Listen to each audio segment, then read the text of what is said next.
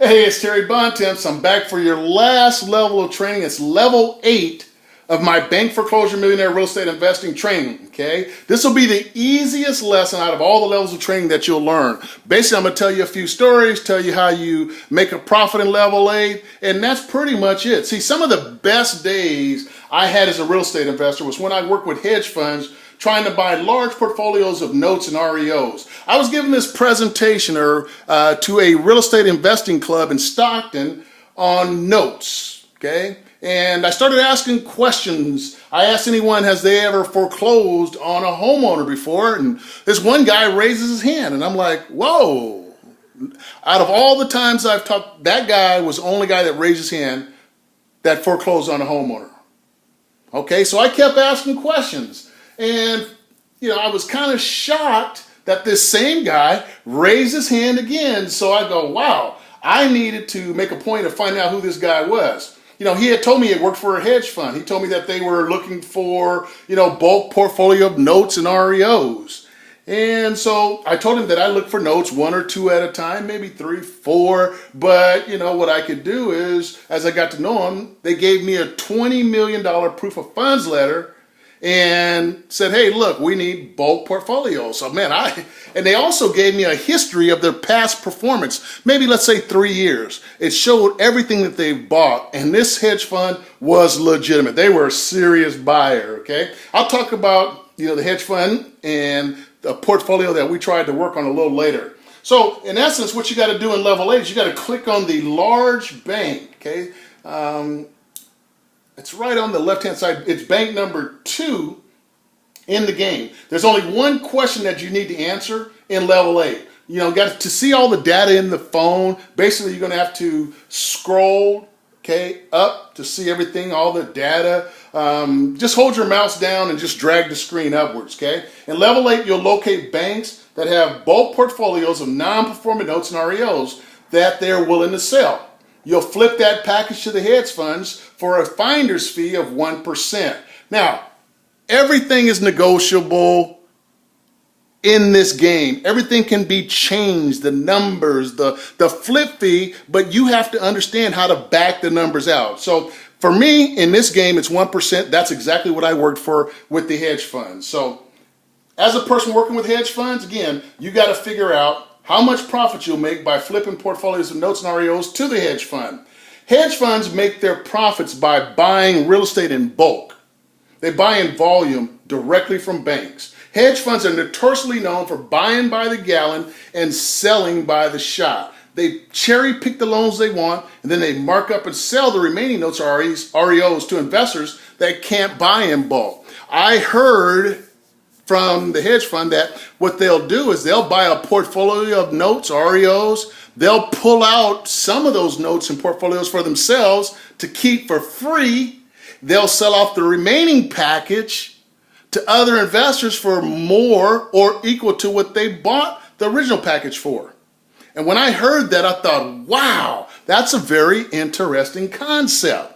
Okay, so let's go in here and take a look at bank number 1, and I'll show you guys 10 notes that I had tried to buy from a bank in the Bay Area. Okay, this bank had 10-second notes, okay, and they were all non-performing, and they were 90+ days late. So they had 10-second notes that I wanted to buy.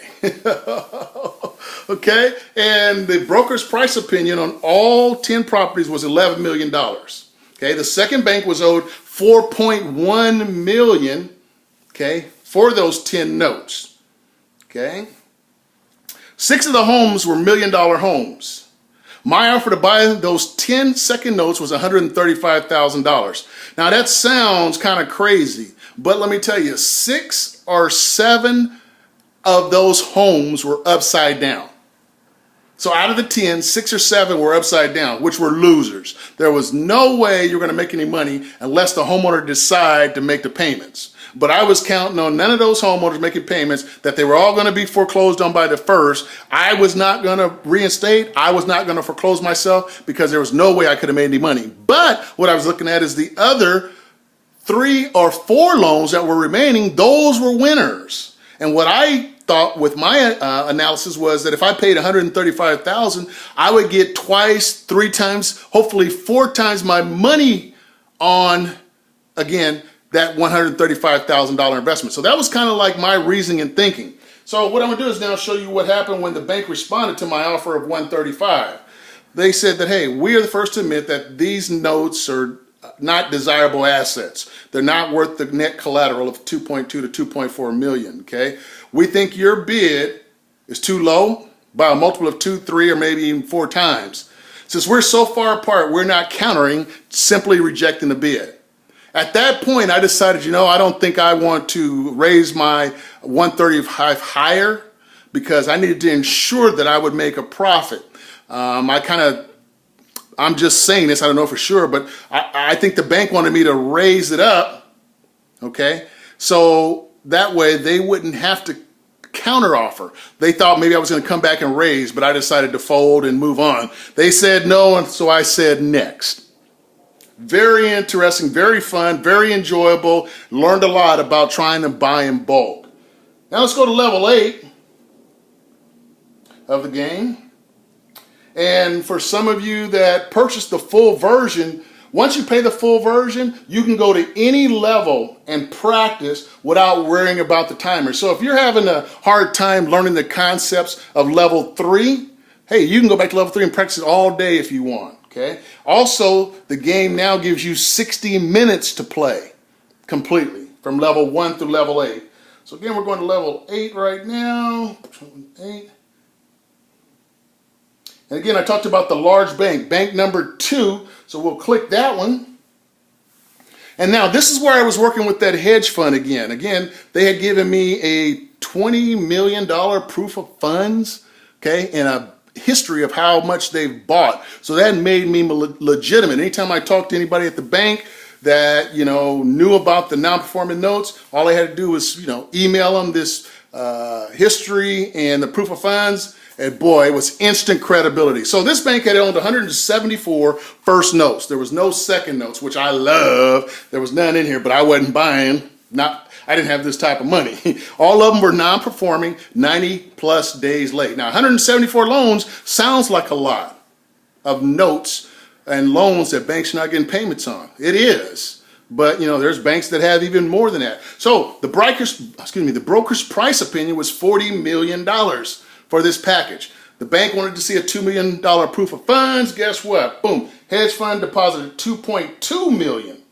Now, the hedge fund wrote a letter of intent to buy that whole package of 174 loans for $22 million. Okay? Look at this again. It was owed $40 million. The hedge fund put an offer of $22 million. That was 60% of the BPO. So what that meant is that those 174 houses, the hedge fund offered to buy each one for $127,586. That is so interesting and mind-boggling how they even come up with that number to make a profit. So you get a 1% flip fee for finding a deal and passing it on to the hedge fund. So what is your profit? That's the only question for number 8. So again, they wrote an offer for $22 million. If the bank would have accepted, what would be your fee? The 1%. All right. Now, we're all in this to make money, and it pretty much drives investors. But I'm telling you, but being in the note business, it offers you something special. Now, I've told you guys, if you looked at all my videos, if you have the app, there are orange houses in this game, okay? These orange houses are people that I bought their note on, I modified their loan and let them keep their house, and they made payments to me. But there's one guy that really made me feel good about my business. It really drove home the point that, you know, we as real estate investors can do great public service. And I just want to share this with you guys. This testimonial from a homeowner. He was a military veteran. See if I can get him open. Come on.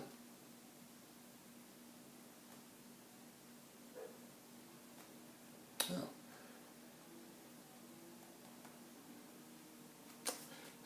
Come on here. Yeah, I want to get him open.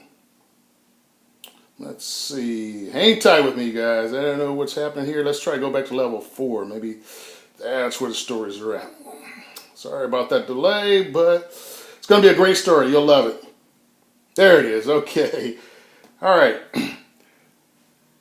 This guy was a military veteran. I had bought his note. I didn't know it. I bought his note. I sent him a letter out because he was behind in payments. And I'm telling you, I spent, I think, wow, $18,000 the first time to reinstate his loan. I can't remember the exact numbers, but I spent a considerable amount of money. I think I might have went over $20,000 helping this guy keep his home. It was a large amount. Again, I can't remember the exact amount, but I want to read this testimonial letter because it shows that we can be in the business of helping people also. Okay? I have only one way to describe the help that Terry Bontemps has done for me, and the word is miraculous. I was at my wit's end of having any idea what I was going to do about my home that I hadn't been in for nearly 3 years. When through some legal circumstance, I was court ordered to return to my home to save it from foreclosure. My ex-wife had been living in the home and our divorce was not done correctly here in Las Vegas. But that is a different subject. Upon arrival in my home, I had no idea what I was going to do. I filed Chapter 13 and it was dismissed and I was back in foreclosure.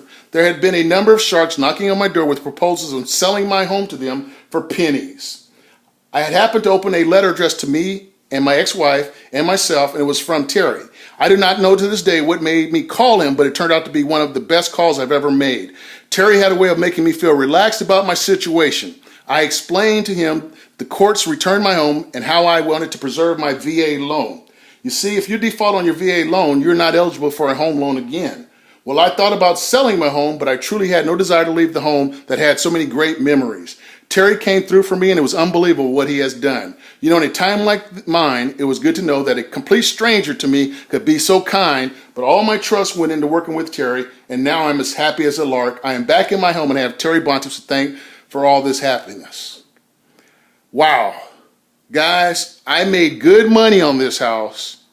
I was able to keep this military veteran in his house. We eventually sold the house and paid off his VA loan so that he can, one day buy another one once he gets himself in, a better financial situation. But if I wouldn't have came in and helped him, he probably would have lost that house to foreclosure and lost a chance to get another home with the VA loan. So, that makes me feel good. It's about the money, but yeah, it's about helping people also. So when you buy notes, it puts you in a position to do these type of things. Okay, there's many different ways to exit out of buying notes. You could foreclose on the homeowner. We've talked about that. Okay, and when you do foreclose, again, it's going to end up at the trustee sale. Okay, you can have the homeowner refinance if there's equity. They can sell the property if there's equity. You can do a short sale. They can do a short sale on the property, okay? You can do a loan modification. You can offer cash for keys on the property. So there are many different exits, and this wraps up to be, a subject about notes, but it also ends up being a subject on bulk portfolios. So again, hey, my name is Terry Bontemps. If you got any questions, my phone number is 916-470-3869, 916-470-3869. If you're looking for a coach, a mentor, or a trainer, someone that you can work with, I've shown you guys a lot of different strategies and formulas for making money in real estate. You can wholesale the property, you can rehab it, you can be a landlord, you can buy the notes. You can borrow money from a money partner, split the deal 50-50. You can borrow money from a private lender. You can also borrow money from a hard money lender, and you can even go in and try to do bulk portfolio of notes and REO. So, wow, this has been great. I love it. I'll talk to you guys another time. Thanks. Bye.